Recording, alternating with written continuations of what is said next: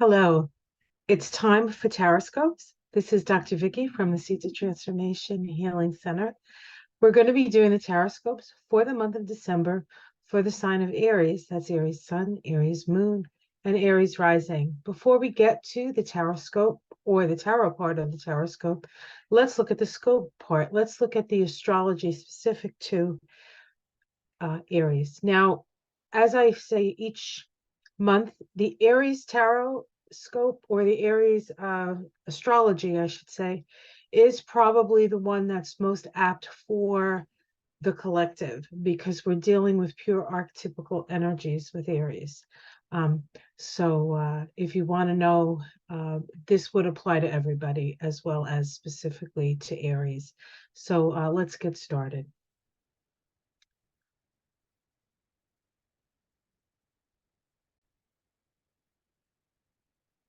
All right, so December 2023, we do have a number of shifting energies. Of course, the sun ingresses into Capricorn on the 21st. For you, Aries, that is your 10th house.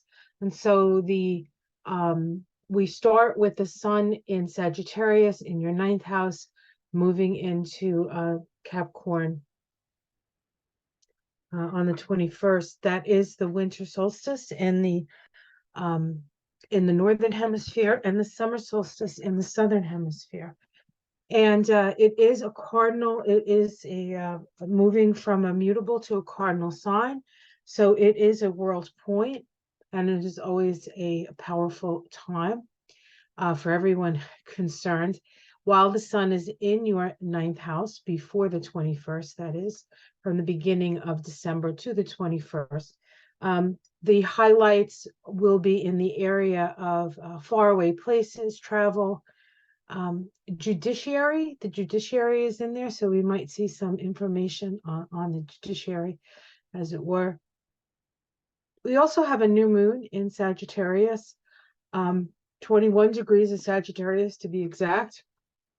And that new moon is occurring on the 12th. So the 12-12 portal, we have a new moon at 21 degrees of Sagittarius. We also have the sun making an inconjunct to Uranus on that day. So as with all the new moons of late, Uranus has been a very big player. This is a inconjunct. Inconjuncts are energy of adjustment. So an adjustment needs to be made. Here's the sun here in Sag, the new moon in Sag, and we have Uranus in conjunct from here. So this is a Scorpio side inconjunct. And when we're dealing with Scorpio side inconjuncts, there is a need to make adjustments because of the relationships you have forged or you wanting to be part of society. All right, we have Mercury in Capricorn, starts the month, moves right into Capricorn on the 1st, and then does station retrograde on the 13th. And so we can see it starts, it actually starts in Capricorn, first day, goes forward to the 13th, and then retrogrades back. And does retrograde back into Sagittarius on the 23rd. And it actually doesn't get out of its retrograde until January, I believe, January 2nd. So pretty much we start to move forward at the beginning of the month, slowly, and then we have to retrace our steps. Now, Aries, this is falling in your 10th house and then in your 9th house again. So it's very public. So we'll see a lot of things will be very evident for us. Venus is in Libra until the 4th, and then it moves into Scorpio. It's in Scorpio from the 4th to the 29th, and then it moves into Sag on the 29th, where it will be in Sag until January 24th. So Venus is moving pretty quickly this month, moving through three areas, three different houses in your chart. all these houses, 7th, 8th, and 9th houses, deal with our relationship to others.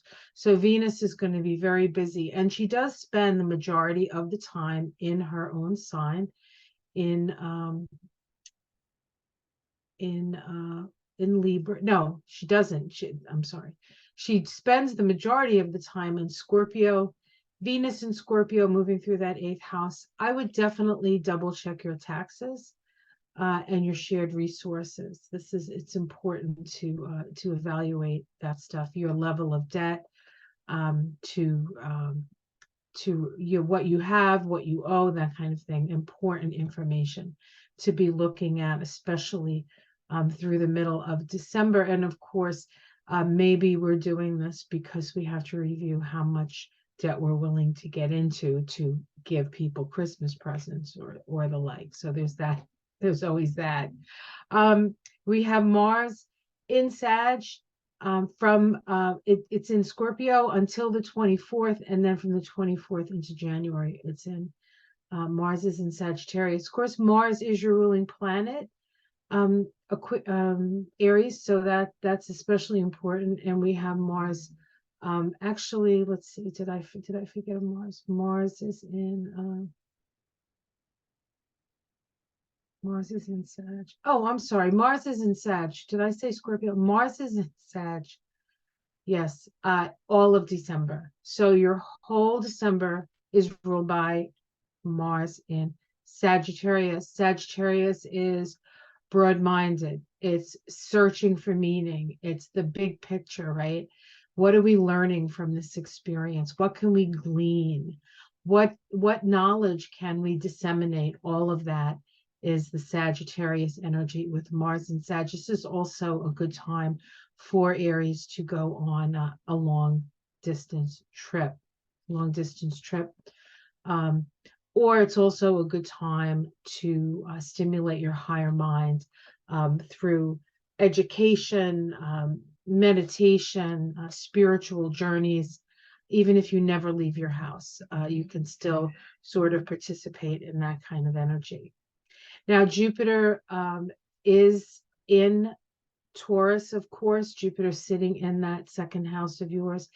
It is retrograde most of the month, turning direct on the 30th of the month. We have Neptune in your 12th house, been sitting there since 2011. It does change direction. It actually goes direct on the 24th of December. Neptune going retrograde and direct isn't always obvious because Neptune can be a very subtle energy, especially as it sits in your 12th house. Saturn is moving direct and in Pisces, another 12th house energy for you. Saturn moving through the 12th house really requires us to look at things that undo us. It's like we're tested. We're given, like Saturn has a list. He's checking it twice. He knows you've been naughty and he knows you've been nice. He also knows that you've done things in your life to undo you.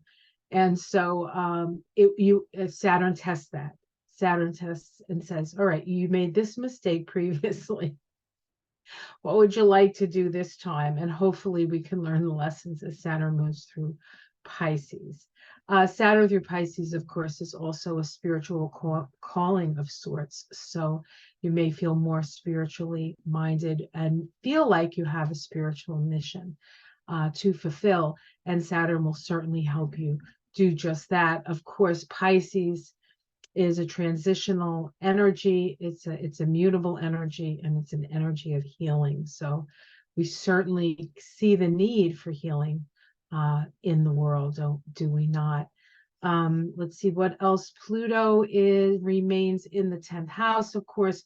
Now, Pluto is moving back out of Capricorn, but will not be out of Capricorn until January of next year. So Pluto is moving slowly forward in the last degrees of your 10th house, soon to move back into Aquarius as it did in March of this year.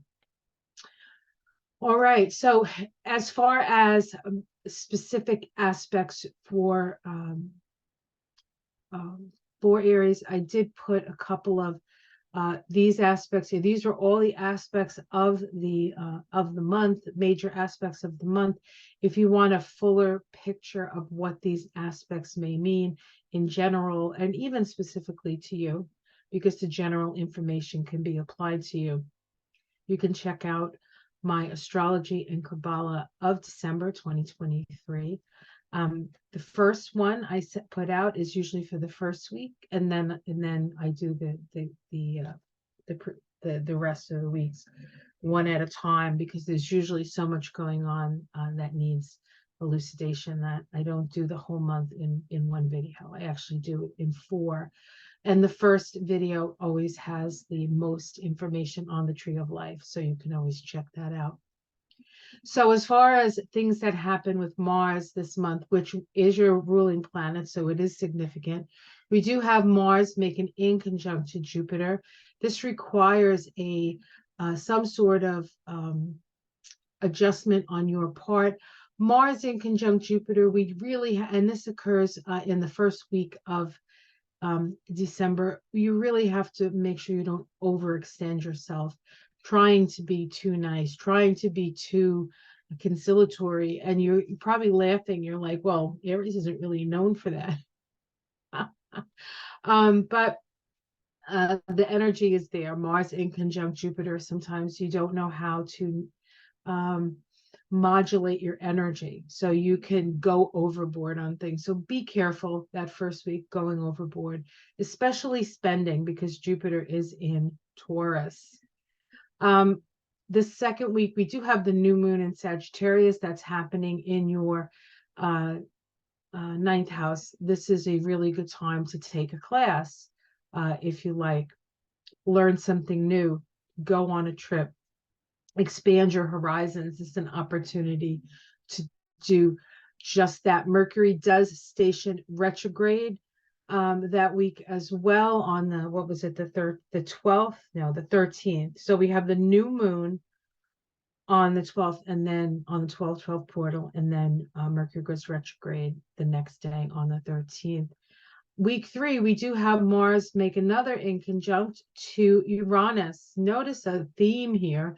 The main things that Mars have to do is make adjustments. And so that means you, Aries, have to make adjustments. Mars and Uranus is a difficult energy. Last month, we had the Mars-Uranus opposition, very, very powerful, very tension-filled, and very explosive, unfortunately. We have the in conjunct now to Uranus. This requires an adjustment to be made. It is an emotional adjustment that needs to happen here. So be prepared to actually do that. On week 4, we have Mars conjunct Mercury. It occurs at 25 degrees of Sagittarius. So this Mars Mercury conjunction is going to happen in Sag, and Mercury will be retrograde at that time. But yeah, 25 degrees of Sagittarius. And also, I think there's one other Mars thing here, right? Am I wrong? Oh, yes. And then Mars in the 4th week makes a last quarter square to Neptune. Once Mars ingresses, hold on one second. Yeah, Mars is in Sag, right?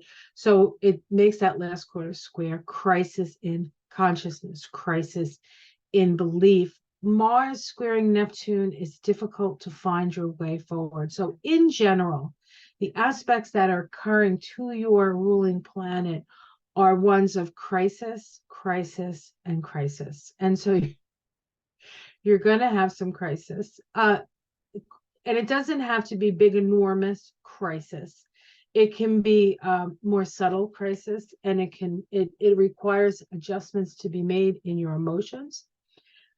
It requires you to turn away from and reorient yourself when it comes to your actions and the reasons you take those actions. Neptune can be idealistic,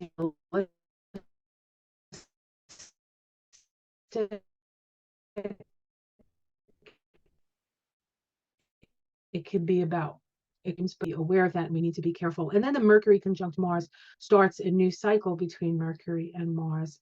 And in Sagittarius, again, the energy of the big picture. So that's going to start. So I feel like you're going to keep that sort of big picture feeling as you go through most of the month. And when you get to the end of the month, the lessons that you learn, the adjustments that you needed to make, the crisis that you had to face will help you to start a new sort of get your mind together with what you're doing. All right. We do also have a full moon in the sign of Cancer. That is happening on the 26th with the sun, of course, in Capricorn, the moon in Cancer. The full moons always illuminate something, and it's illuminating the axis of security for you, Aries.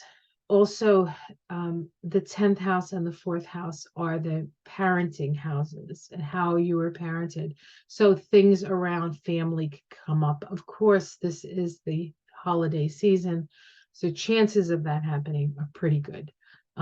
But that full moon in Cancer on the 26th, so the day after Christmas, and the day that Kwanzaa begins, according to my calendar, Boxing Day in Canada and the United Kingdom. And there must be something else, you know?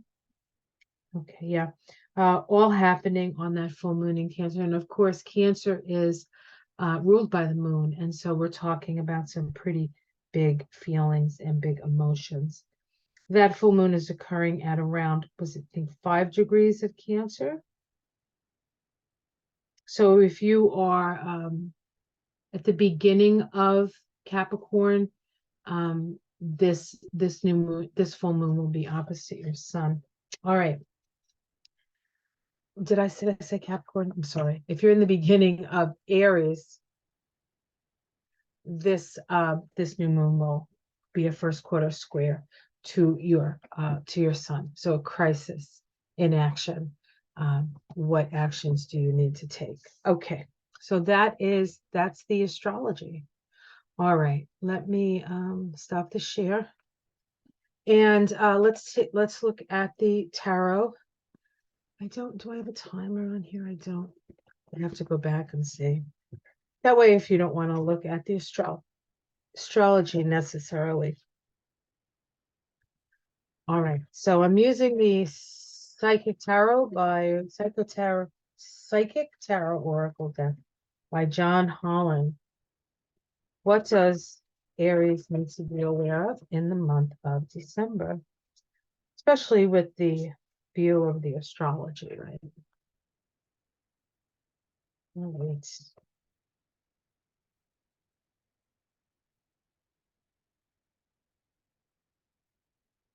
What does Aries need to be aware of?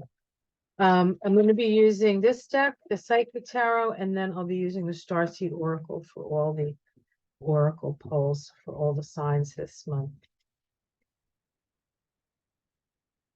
So we have the 5 of Cups here. So we're starting with a sense of loss, sorrow, perhaps, a lot of pain in the world. It's really hard to watch.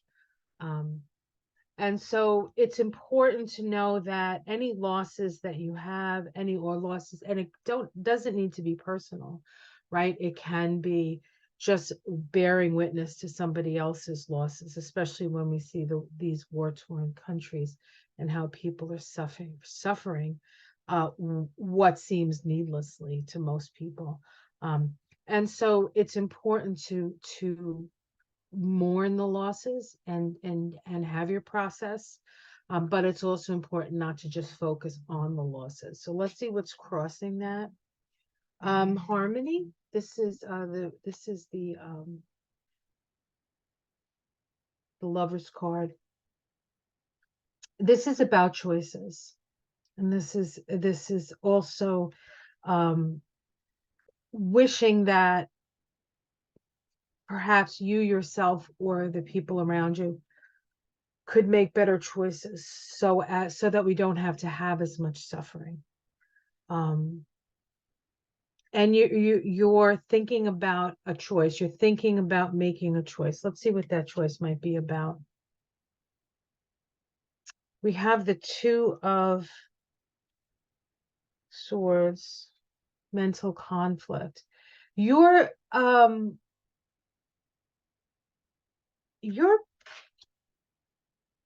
what's the word I'm looking for? You're torn between two options. You're torn between two options.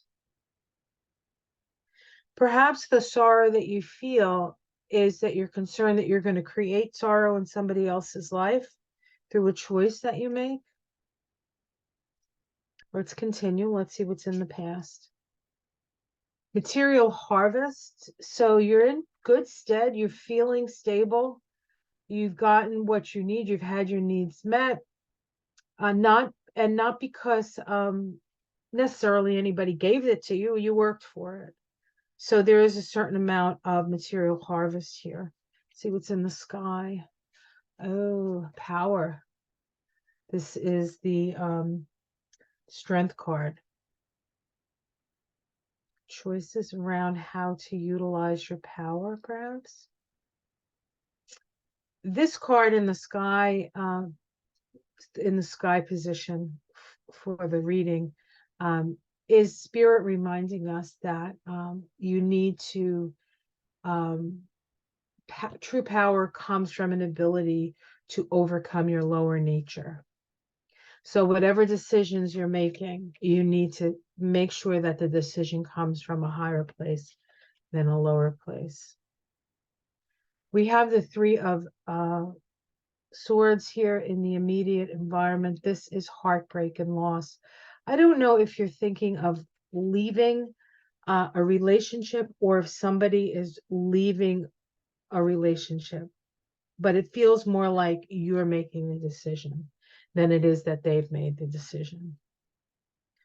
And so you're going to have to deal with that loss. But the Three of Swords is also a card that, once you get over the initial pain, which can take a long time, it's not like it's an instantaneous thing.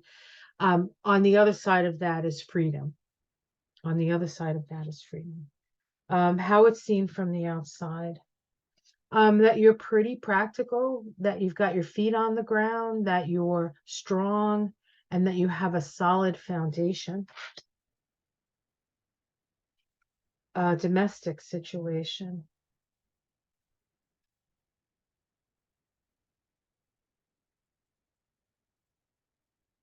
This is the seven. This is the Seven of Pentacles. The Seven of Pentacles. Patience and planning. Again, there was an indication, right, in the astrology not to overspend. Patience and planning mean that you have to be very careful with your money. Any extraneous things that sort of drain your finances, that are just like, like maybe some subscriptions that you've had, where you don't want, maybe you haven't watched Netflix in a couple of months and you're like, why am I doing Netflix still? Like that kind of thing. This is about pruning the extraneous stuff to further firm you up. Okay. Hopes and fears. Partnership and alliances. The Three of what is this? The Three of Wands, I think. Yeah, alliances. You're looking for people to align with. There may be a situation where the person that you're in relationship with no longer aligns to you. And so you're looking for something that works better for you. And your outcome, four of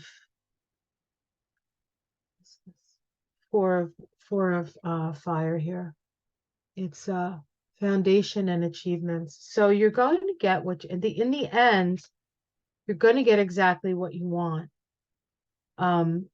But there is some sorrow and some And the other thing that this can be is if there isn't a relationship that you're looking to break up from, there could be in the past that has happened, and you could just be like,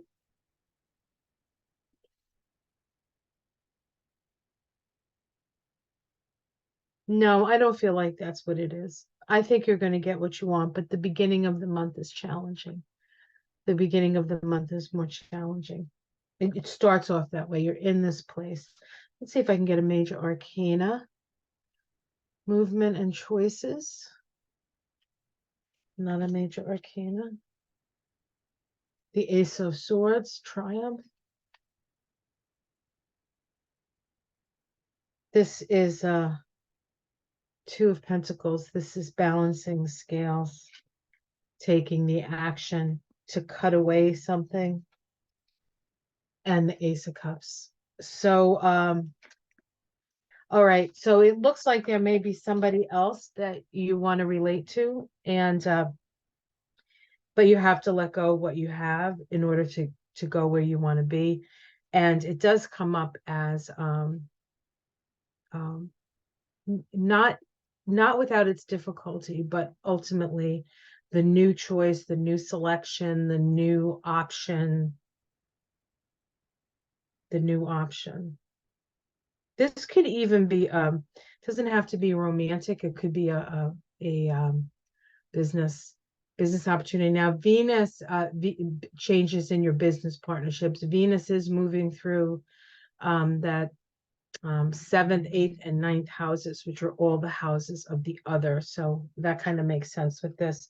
Let's see what's underneath. The Empress, fertility, discontent and boredom, and fulfillment of wishes. It's as if you feel like you've made the wrong choice and now you're making the right choice. That's what that looks like. So hopefully that makes some sense to you. All right, now we're going to pull a Starseed Oracle and see what the Starseed has to say. So choices have to be made, and you have to follow your heart. You have to follow that which is going to be best for you, which honestly Aries is usually pretty good at. All right, let's see. Oh, here we go. All right, I know I grabbed them, but I couldn't find them. All right, Starseed Oracle. Starseed Oracle. All right. Show me, what does Aries need to know? What does the Starseed Oracle have to say? It's the best energy for Aries as we wind up this very intense year. Intense year.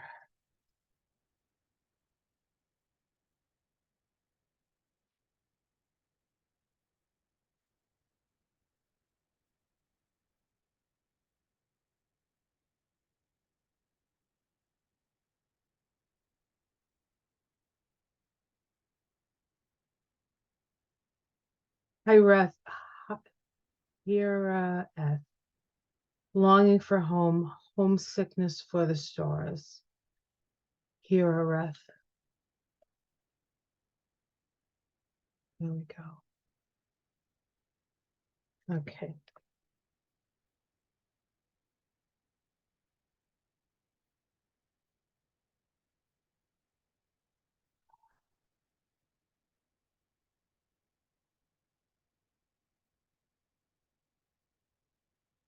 Hiraeth is a Welsh word that's difficult to translate, but it refers to a certain longing or homesickness, a yearning for a home or a place to which we cannot return. This unexplainable, unshakable longing for home is common in starseeds and old souls. Perhaps you have had it since birth. For some, it is a distant memory of a planet, galaxy, or star system in the universe that their soul remembers and yearns to return to, a place they may have experienced more than Earth. For others, it is a longing for the unity of Source, a remembering of interconnected oneness, This yearning can lead to some starseeds to travel, searching all corners of the planet to find a physical place that feels more like home. For others, it can manifest as a need to find home in people, communities, and relationships, a journey to find somewhere they truly belong.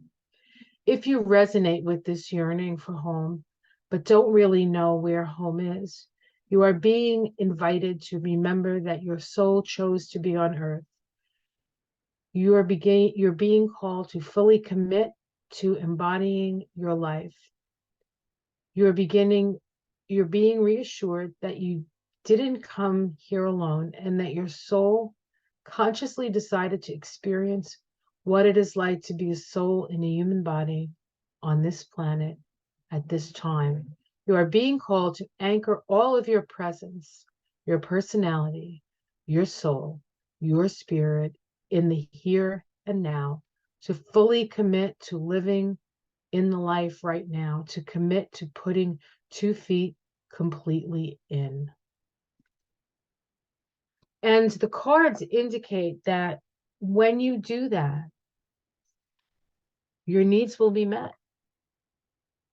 So any disappointment, any sense of not being right or not being enough, if you can commit yourself to the life, to the presence and the life that you're in,